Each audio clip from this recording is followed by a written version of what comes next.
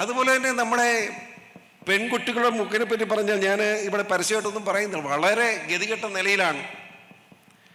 400ഓളം കുഞ്ഞുങ്ങളാണ് ലവ് ജിഹാദിലൂടെ നമുക്ക് നഷ്ടപ്പെട്ട. മീനച്ചി താലൂക്ക് മാത്രം എത്രത്തെ തിരിച്ചു കിട്ടി? 41 തിരിച്ചു. സമയക്കുള്ള ചരിത്രത്തിലേക്ക് കിടക്കുന്നില്ല. ഞാനിത് അനുഭവിച്ചുകൊണ്ടിരിക്കുക. അതിന് എനിക്കറിയാൻ വേദനിക്കുന്ന അനുഭവങ്ങൾ. ലവ് ജിഹാദ്, നിങ്ങളുടെ മനസ്സ്. പിന്നെ വേറൊരു വലിയ കാര്യം കൂടെ പറയാതിരിക്കാൻ പറ്റില്ലെന്ന്. ഈ ക്രിസ്ത്യാനി എന്തിനാ ഒരു 25-30 ഇത് പറഞ്ഞാലും. ഇന്നലെ ഒരു കൊച്ചു പോയി, പെക്കൊച്ച്, വയസ്സ് 25.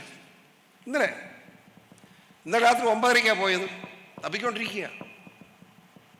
ഞാൻ ചോദിക്കട്ടെ, 25 വയസ്സുവരെ ആ പെൺകുച്ചിനെ പിടിച്ചു വെച്ചാൽ അപ്പനിട്ട് അടി കൊടുക്കണ്ടേ? എന്നാ അതിനെ കെട്ടിച്ചുവിടാൻ?